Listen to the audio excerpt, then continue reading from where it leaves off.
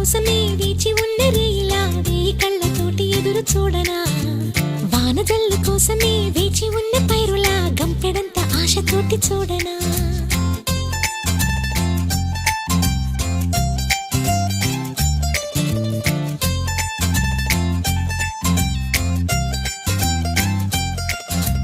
జోల పాట కోసం